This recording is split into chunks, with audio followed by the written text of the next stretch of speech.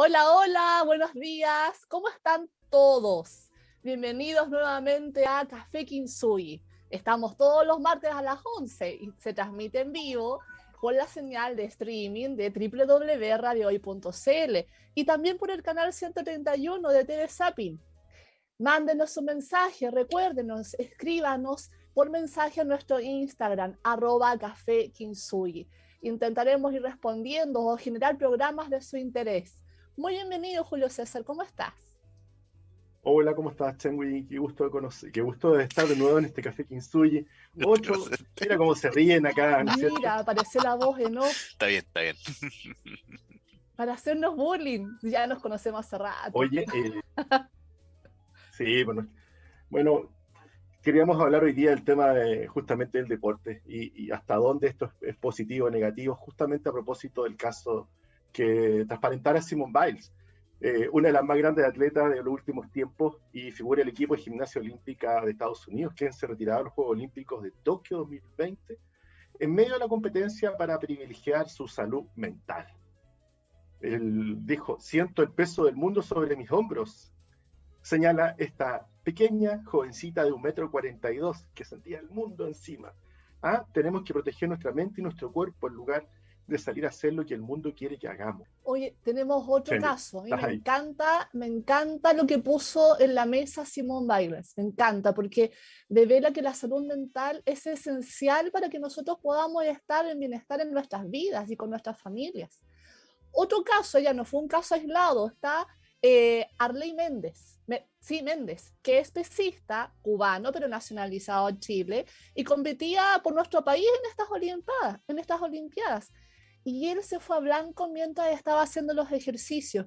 Y le dijo a TVN en una entrevista que posteriormente le hicieron, dijo: me voy a retirar definitivo por cosas personales. Son muchas complicaciones, dolores, ya no me siento a gusto, voy a dedicarme a otras cosas, a salir adelante, pero pesas no voy a hacer más. Después dijo: yo me iba a retirar hace tiempo, pero ¿sabes lo que pasa? Tengo familia y tengo que alimentar a mi familia. Este es mi trabajo, me gusta competir, pero estoy sufriendo mucho. El deporte me está haciendo mal. Tengo demasiadas presiones y una depresión. Y de hecho también tiene ahí, parece, problemas adicionales con drogas. Me parece que también lo escuché. Terrible. Aquí uno se va haciendo la pregunta si los problemas psicológicos son exclusivos por la pandemia y tiene que ver la Olimpiada con la pandemia. La verdad es que no. Si hacemos memoria y nos remontamos, nos acordamos al tiro del superatleta Michael Phelps, el gran nadador, tal vez el más exitoso de la historia, con 28 medallas, 23 de oro, y un número de condecoraciones y récord que supera a cualquiera en la humanidad. Su carrera olímpica partió a los 15 años y se retiró en el 2016 a los 31 en los Juegos de Río. Phelps padece de una profunda depresión de años, incluso con problemas de consumo de alcohol y drogas. Antes de retirarse había hablado de su estado depresivo. Y en una entrevista en la CBS en el 2018, en abril, reconoció que pensó en quitarse la vida en varias ocasiones después de competir, cada 4 años en los Juegos Olímpicos. No estamos hablando, imagínense lo que estamos hablando. ¿Cómo podemos ver el deporte? ¿Cómo podemos ver, el deporte no se abstrae de la condición humana y va mucho más allá de la pandemia y su exigencia? Lo que generalmente fue una pregunta honesta y de por esto, ¿cuáles son nuestros máximos? ¿Cuán alto, cuán rápido, cuán lejos podemos llegar? Hoy ya se transformó en un exitismo enfermo, en una sociedad que pone a estos seres humanos más allá de lo que realmente, en términos filosóficos, era el deporte, que era ver cuáles eran nuestros límites, pero nuestros límites saludables. Es por ello que, entre otras cosas, nació esta disciplina psicológica, que es la disciplina de la psicología deportiva, que intenta comprender un poco esta problemática, Changu. Claro, aprendamos un poco de qué es la psicología deportiva. Es una rama, una de las tantas ramas más que hay en psicología, y se encarga de estudiar la influencia del componente psicológico de nosotros los humanos en la conducta del atleta durante la actividad física, durante las competiciones, durante el ejercicio. El objetivo es lograr mayor grado de motivación y de rendimiento del deportista, dotándolo de las herramientas necesarias que ellos requieren para sus competencias. Cabe mencionar, no es menor, nuestra delegación chilena va sin profesionales de la psicología del deporte que apoye a nuestros deportistas chilenos. O sea, imagínense cómo mandan a los pobres deportistas sin un psicólogo deportivo que los vaya dando el backup. Lo vemos con los grandes deportistas del mundo que viajan con su equipo, y en su equipo parte importante, aparte de su entrenador, está su psicólogo. Cada ámbito, qué aspectos trabaja la psicología deportiva, es bueno un poco poder describirlos, ¿no? Para entender un poco esta disciplina. A grosso modo se podrían mencionar algunos aspectos: la motivación, los procesos cognitivos tales como la atención, la concentración y la memoria,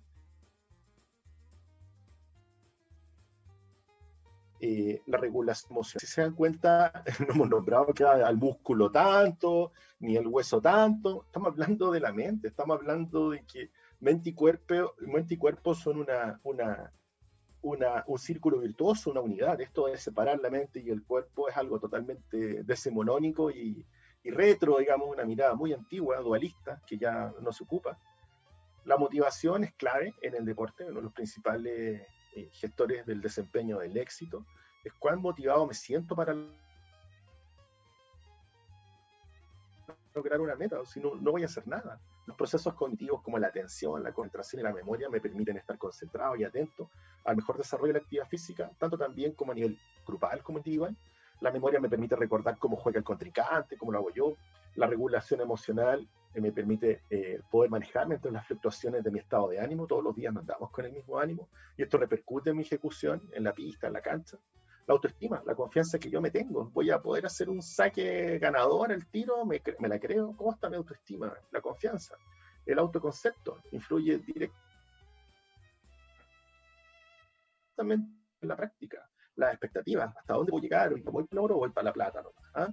Un poco eso, Chen Wei, estudia la psicología Claro, deportiva. hay otros factores también que se trabajan, que es, por ejemplo, la gestión del tiempo. Yo creo que a muchos les debe sonar re importante este concepto porque la gestión del tiempo lo tenemos que trabajar a diario en distintas pegas que nosotros tenemos. Es importantísimo porque estos deportistas pasan horas y horas de entrenamiento que son necesarias para que ellos logren su excelencia.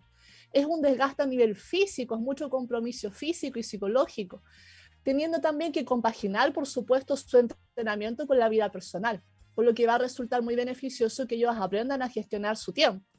Recursos personales, además de la autoestima que tú mencionabas, se trabajan fortalezas y debilidades del atleta, porque a un mayor grado de conocimiento va a influir positivamente en su rendimiento. Y cómo no, la resolución de conflictos. Como en cualquier otra terapia psicológica, se abordan temas relacionados con las dificultades personales que pueda tener cada deportista y que esté atravesando, y de este modo poder ayudarlo a que tribute positivamente a su entrenamiento.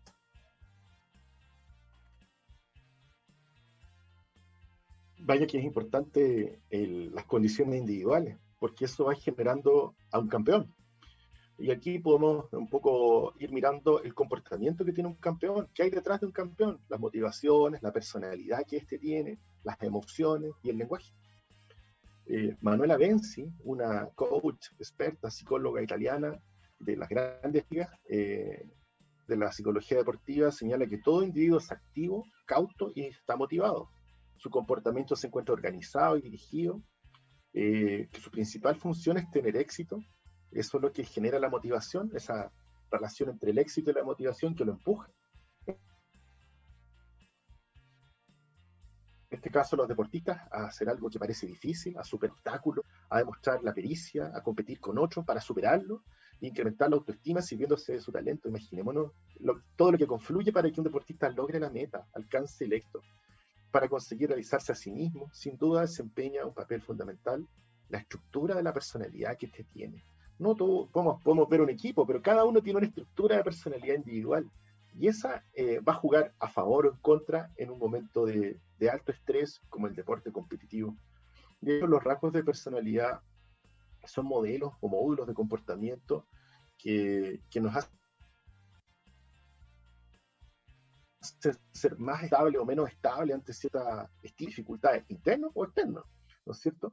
Y al estudiar estas motivaciones, lo que hace que se conviertan en campeones es importante conocer qué comportamientos, qué causas y qué acontecimientos pueden aflorar de acuerdo a la historia y la vida de este deportista, sus motivaciones, cómo llegó al deporte, cómo fue avanzando, qué lesiones tuvo, cuáles son sus miedos, cuáles son sus motivaciones más intrínsecas. Las motivaciones lo van a dirigir, así que hay que conocer todo sobre esto.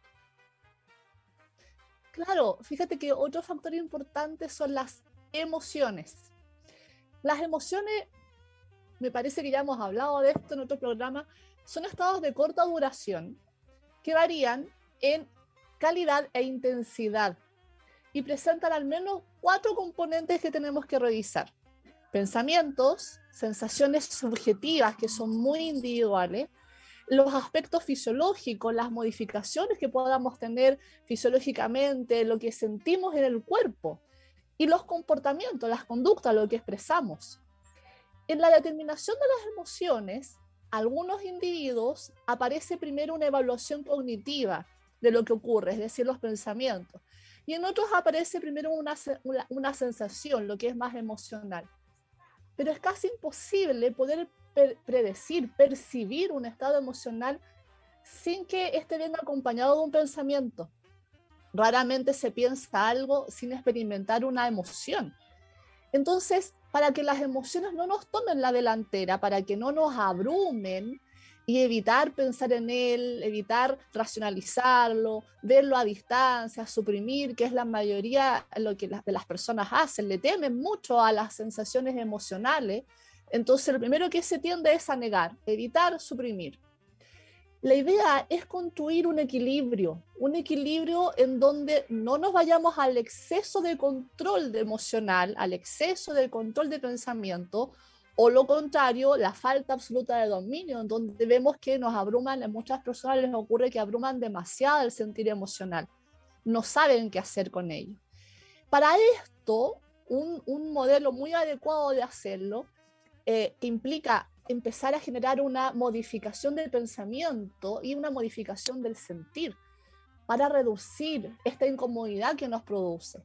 Y en esto hay un papel relevante que es el diálogo interno. Siempre está presente en nosotros y por supuesto en el deportista, como no. Si no, veamos lo que decía normalmente Masú, a lo mejor se recordarán, cuando decía, cuando él mismo se iba autoalentando en los torneos, vamos Nico, es un diálogo interno. Y a muchos les da miedo porque piensan que ese diálogo interno, creen que, a mí me han hecho muchos comentarios que me dicen, ¿estaré loco? No, este diálogo interno es conversar con uno mismo. Y eso es lo que hacía Masú. Esto es importante porque hay que darle un sentido positivo, porque si no también puede generar un sentido autodespectivo, que puede resultar perjudicial. El diálogo interno va a ser una forma de comunicación con nosotros mismos, para comprendernos, para lograr saber qué nos problema y definir soluciones. Y este va a permitir transmitir las emociones, actitudes, ideas y los actos a uno mismo y a otros individuos, que en el caso particular del deportista va a ser ultra importante, y también comunicarse con el entrenador. Si nosotros no tenemos diálogo interno, no vamos a conocer lo que nos pasa, qué emociones tenemos, qué dificultades tenemos, y por lo tanto no vamos a saber cuáles son nuestros problemas y no lo vamos a poder comunicar a un otro, que en este caso va a ser esencial comunicárselo a su entrenador. Continuamos a la vuelta de que escuchemos a Woman, de Doja Cat. Bueno, y regresamos a Café Kintsugi y saludamos a nuestro auspiciador, Café Kintsugi, Instituto Kintsugi, psicoterapeutas expertos en trauma psicológico y MDR. MDR es una terapia psicológica de tercera generación basada en evidencia científica orientada al tratamiento psicológico del trauma. Reservas a WhatsApp más 569-5634-5078. El trauma se puede superar. Bueno, y continuamos con este Café Kintsugi, donde el deporte lo estamos cuestionando hasta dónde choca con la salud mental, Chango, y nos gusta ganar, nos gusta esta cosa que tenemos todos, que nos gusta ganar, el placer de triunfar. Y podemos un poco desmitificar un poco qué hay detrás de toda esta lógica, ¿no? Cuando se gana en un deporte a un oponente, surge placer. El cerebro empieza a liberar dopamina, pasado pocos minutos, la liberación te hace estar más alerta, más cerrado y mejora la concentración. Y para rematar, hace que entrenar sea aún más divertido.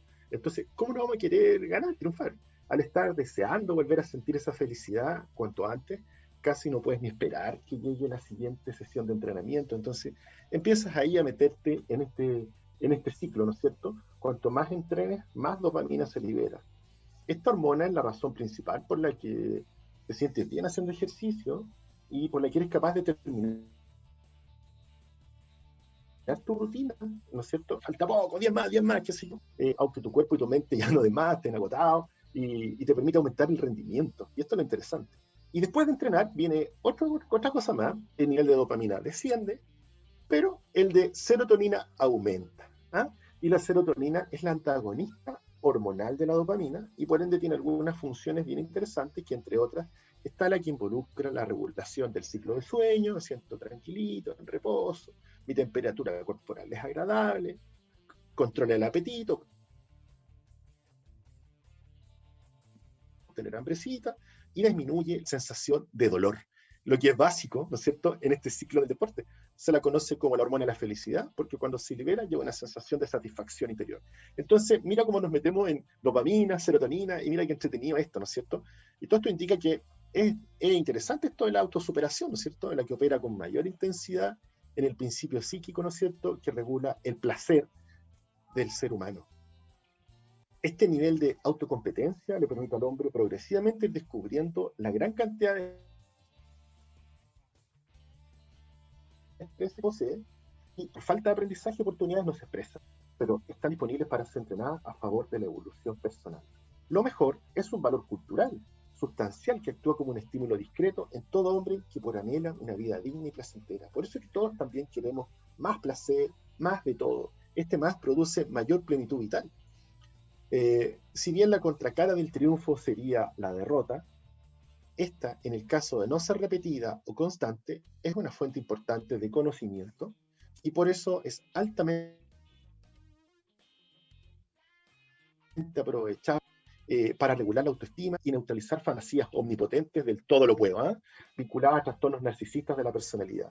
En el fondo, todo triunfo humano siempre se sostiene con la idea de que la vida por sobre la muerte. Esta es la base, ¿no es cierto?, del triunfo. ¿Le gano a qué? Le gano a la vida por sobre la muerte. Esta es la base epistemológica, ¿no es cierto?, psicoanalítica de Eros por sobre Tánatos. ¿Ah? Y si bien cada uno de nosotros nos depara el mismo destino, la vida se prolonga en un continuo ir hacia adelante.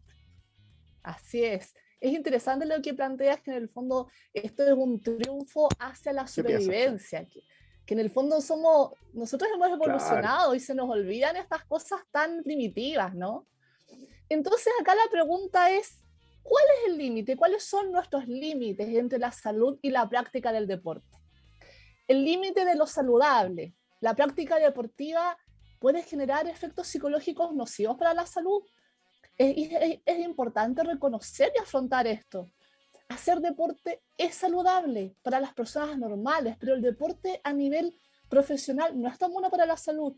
Hace que tu cuerpo alcance límites para los que los seres humanos no están preparados de forma natural.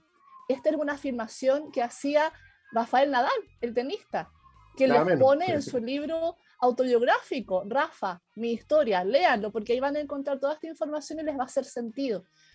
Es una de las grandes dicotomías que se han debatido en congresos y en conversaciones entre los distintos profesionales de la salud. Saber reconocer y determinar dónde está el límite de lo saludable en el contexto del deporte.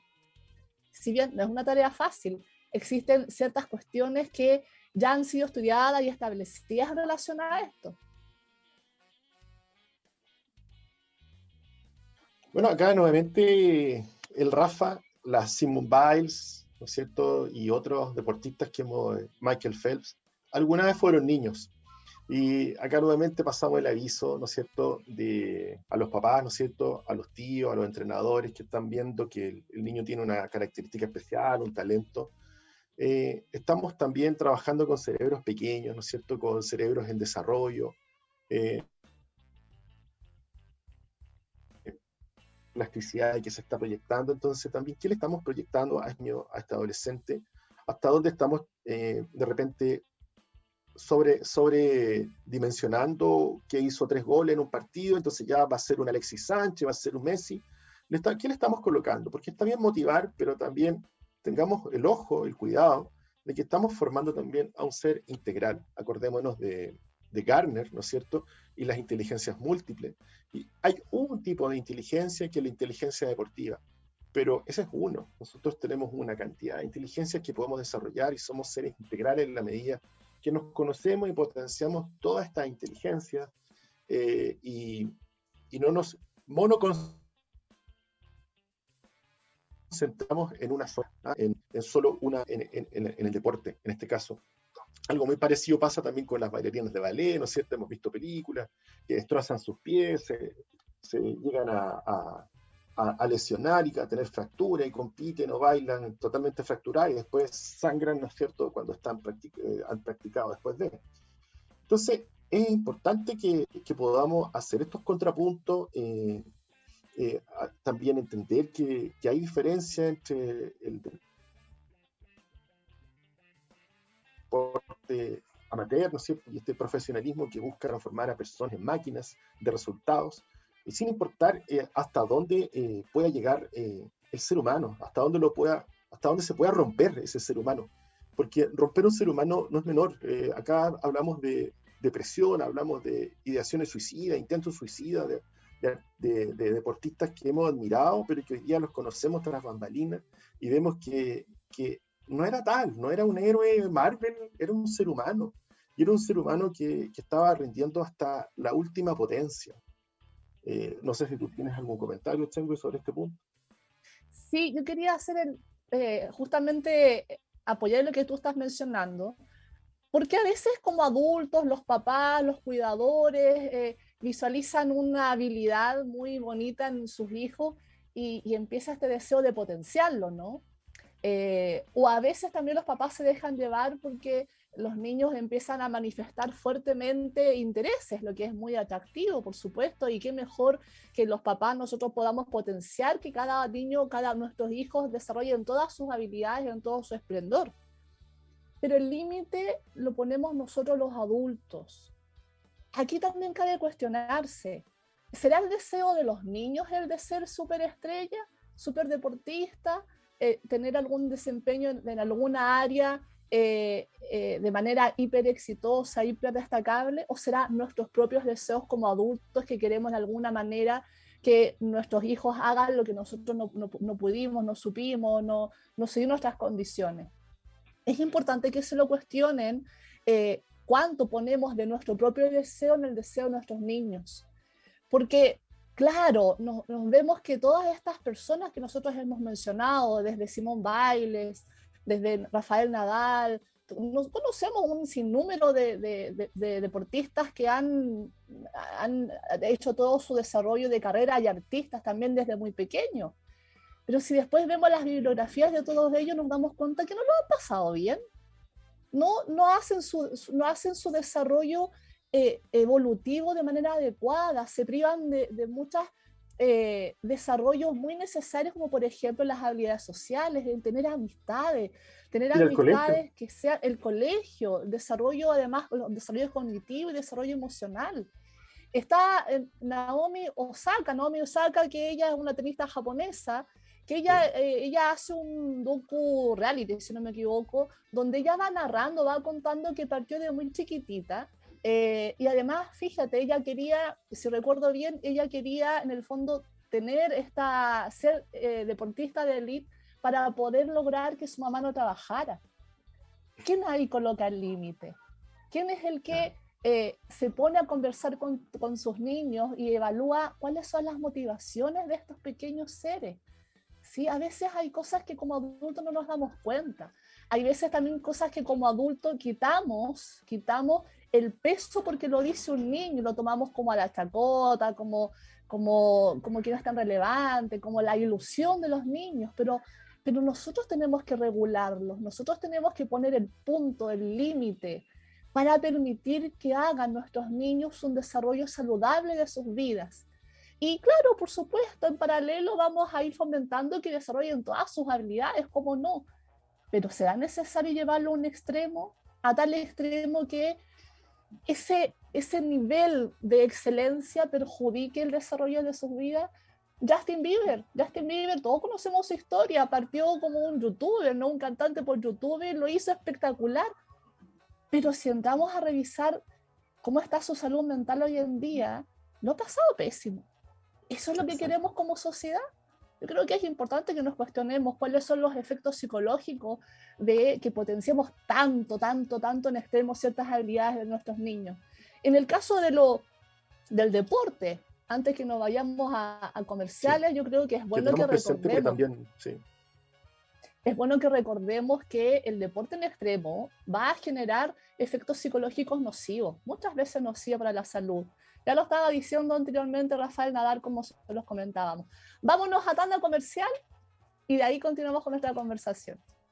Hola, estamos de regreso. Saludemos a nuestro auspiciador, Instituto Kintsugi, psicoterapeutas expertos en trauma psicológico y EMDR, que es una terapia psicológica de tercera generación basada en evidencia científica y orientada al tratamiento psicológico del trauma. Haga sus reservas por WhatsApp al +569 56 34 50 78. Mereces una vida mejor. Julio César. Sí, bueno, merecemos todos una vida mejor, así que es bueno también hacer la diferencia entre lo que es el ejercicio en sí, y el deporte, que no es lo mismo. A veces creemos que hacemos ejercicio y estamos haciendo deporte. ¿En qué estás haciendo deporte? No hacemos ejercicio. Y hoy día es importante detenernos en esta distinción. Lo primero importante es considerar que ejercicio físico no es sinónimo de deporte. El primer concepto está mucho más asociado a la calidad de vida, mientras que el segundo está orientado fuertemente a la competencia, a lo competitivo. Y esto ya hace que sea totalmente distinto. Se ha establecido que cuando una persona practica regularmente un deporte, pero sin una rigurosidad ni planificación específica orientada a la competencia, está realizando ejercicio físico. Llegar al menos 3 veces por semana con una intensidad media alta y por más de 45 minutos son los criterios habituales para establecerlo como tal. Y es lo que uno, idealmente, si su condición física y su tiempo y sus condiciones de vida lo permiten, es lo que uno más o menos debiera hacer. ¿Ah? Por el contrario, quienes entrenan todos los días o frecuentemente, siguiendo una planificación diseñada por un profesional ahí capacitado o un equipo, y con una fuerte orientación a la competencia, a lo competitivo, a ganar, se acerca mucho más al concepto del deporte. Naomi Osaka, quien tú estabas hablando, una ídola, una campeona en muchos aspectos, la tenista japonesa, para quien no lo sabe, ganadora de 2 Grand Slam, el de Nueva York y el de Australia, una supercampeona, el primer Grand Slam ganado por una mujer tenista japonesa, de padre haitiano, recuerda que en su infancia, junto a su hermana, pasaba 8 horas diarias de su vida, de toda su infancia, en una cancha de tenis. No tuvo amistades, ni fue al colegio. Tenía una raqueta y su hermana, ese era su mundo. 8 horas diarias, toda su infancia. Es indudable que en el primer caso de las personas será normalmente positivo, mientras que en el segundo caso, en el que hacen deporte competitivo, las personas pueden verse afectadas significativamente. Exactamente. Bueno, vayamos comprendiendo los efectos psicológicos que tiene el deporte. Realizar deporte extremo genera efectos negativos, efectos nocivos, efectos psicológicos nocivos. La competencia en sí misma genera mucha ansiedad y en algunos casos más extremos esta ansiedad puede transformarse en un verdadero estrés para la persona que busca, así como plantea Nadal, alcanzar límites para los que muchas veces no se está preparado. Si además los resultados van en dirección opuesta a las expectativas, puede generar mucha merma, demasiada merma en la autoconfianza, la autoestima, dificultad para manejar la frustración y comienzan todos estos pensamientos negativos de no soy bueno, no lo hago bien, no lo voy a lograr, no puedo. La presión que se generan es muy alta. También entendamos que no solamente es una presión interna, es una presión alta generada por agentes externos, los papás, los entrenadores, las organizaciones a las cuales uno empieza a inscribirse, a inscribirse, los sponsors, los auspiciadores van a tener tremendos intereses de que te vaya bien. Imagínate si uno no comienza a fallar. Sí, porque en el fondo cuando entramos en esto ya dejamos quizás de disfrutarlo y es probable que no lo pasemos tan bien y eso va a dificultar que tengamos un rendimiento adecuado. Esto puede ser una fuente importante de conflicto y que mal llevado también va a provocar daños psicofisiológicos en la persona, en el atleta. Y si a eso añadimos la inexperiencia de los profesionales que trabajan con los deportistas, porque empezamos con esta idea de lograr avances rápidos, a lograr avances técnicos, físicos rápidos. Sencillamente la urgencia por cambiar al final genera resultados negativos que pueden dañar de manera definitiva al deportista, a la persona que hay detrás del deportista, al niño que hay detrás del deportista. Realizar ejercicio físico no competitivo, en cambio, en la mayoría de los casos trae beneficios, por supuesto, los necesitamos, de beneficios importantes en las personas, siempre y cuando se cumplan criterios adecuados, ¿no? Además de la producción de lo que tú ya nos hablabas antes, endorfinas, que genera satisfacción, placer, un estado de ánimo positivo, vas a permitir desahogar el estrés. ¿Se acuerdan que lo hablábamos el capítulo anterior? Con el ejercicio vamos a desahogar este estrés, del miedo que nos entra, de la ansiedad que nos entra. Necesitamos ejercicio, pero en ambiente adecuado, que no sea excesivo. Realizar ejercicio secreta una sustancia que se llama BDNF, que optimiza los procesos cognitivos, llegando incluso a generar neuronas, neurogénesis. Se ha confirmado que ciertos ejercicios, la mayoría de los ejercicios, va a generar esta neurogénesis y además va a favorecer la capacidad de la memoria, sobre todo para quienes están estudiando. Además, existe una serie de perturbaciones que se derivan de procesos físicos mal llevados, como los trastornos de la alimentación, como la anorexia, la bulimia o la misma adicción al ejercicio denominada vigorexia. Sobre todo este último puede generar graves problemas físicos como también sociales, ya que la persona va a comenzar a destinar demasiado tiempo a hacer ejercicio que va a ir en detrimento de las relaciones personales, las actividades laborales o familiares. Por lo tanto, un límite en relación a lo saludable del ejercicio o deporte no está claro. Más bien transita en una línea transversal entre ambas modalidades y cada una por sí misma presenta características que en sus formas externas no garantizan la salud para quien lo realiza. Julio César. Sí, me estaba acordando, por ejemplo, hablaste de la vigorexia y tenemos, por ejemplo, este deporte del fisicoculturismo, que el fisicoculturismo es apariencia, en el fondo es poner una posición para la cual tienen que pintarse de colores, tienen que deshidratarse durante casi 3-4 días sin tomar ningún líquido, tomar una cantidad de anabólico y proteínas que están por encima de la salud. Y después tenemos personas enfermas que a los 30, 40 años tienen el muerto, su capacidad de vida se aniquiló, y todo por la percepción, la imagen aparente de un súper deportista que es como un He-Man, ¿no es cierto? Como un Marvel, pero que en el fondo es una persona que tiene estos músculos inflados por una situación falsa para la foto, pero que puede morir en cualquier momento de un infarto o un coma renal. Bueno, con toda esta energía que tenemos acá, los quiero invitar a que vamos a escuchar una potente canción bien deportiva, Follow You, y regresamos al programa nuevamente, y sobre el deporte, ¿no es cierto?, y la vida sana, y nos hacemos la pregunta, ¿por qué un cuerpo sano nos permite tener una mente sana, Chengui? Claro. Y acá estaba la parte que más nos da a nosotros, que es la parte de los estudios. Los estudios, la evidencia científica que va de alguna manera corroborando, validando o falsando, ¿cierto? Eso no es, el estudio y el otro estudio se va actualizando. Durante la pasada década, tras numerosos estudios realizados con animales y con personas, se comprobó que el ejercicio físico mejora la capacidad de aprender y recordar. Mira qué interesante. el famoso dicho mens sana in corpore sano, de la vida que hemos escuchado, pero con pruebas científicas. ¿Es bueno el ejercicio previo o posterior a la concentración mental? ¿Durante cuánto tiempo debemos ejercitarnos? ¿Se trata de una actividad intensa o relajada la que requerimos para potenciar la mente? Bueno, 2 estudios lo analizan. Ambos concluyen que la duración y la intensidad de cada actividad pueden, sin lugar a dudas, afectar nuestra capacidad cognitiva, aunque no necesariamente de manera beneficiosa. Los estudios. El primero, publicado en PLOS ONE, reunió 81 mujeres alemanas que dividió a estas 3 mujeres en 3 grupos. Cada grupo llevaba cascos y escuchó durante 3 minutos listas de palabras, un nombre común en alemán y su par en polaco. Debían memorizar las palabras que desconocían.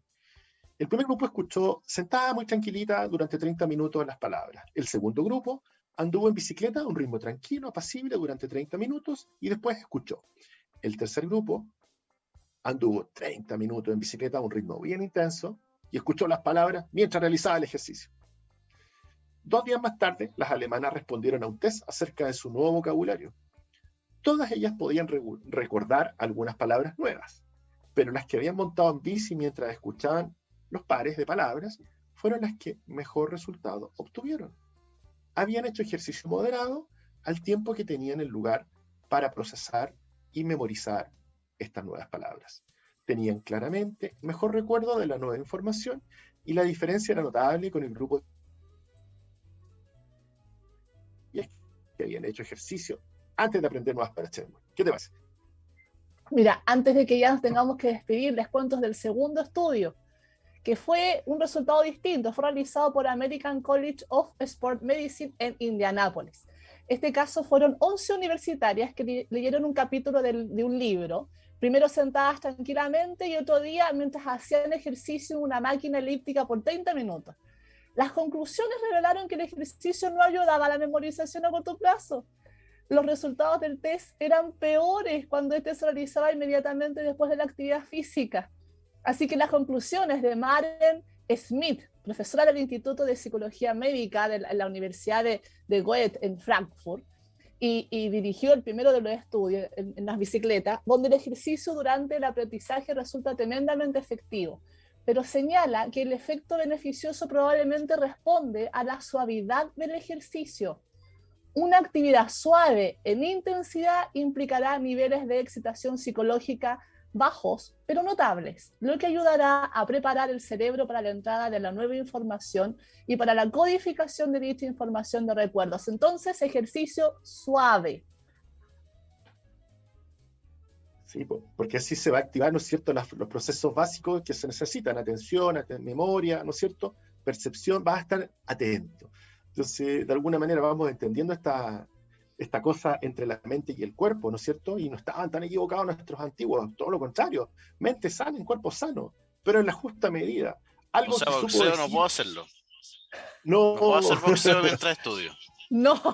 Ya, perfecto. En tu caso, bueno, pero algo que pudo resumir el varón Bertán, el creador del movimiento olímpico, a propósito de cómo se llama, de las Olimpiadas, quien dijo que lo importante del deporte no es ganar necesariamente, sino participar, y lo esencial en la vida no es el éxito, sino esforzarse para conseguirlo.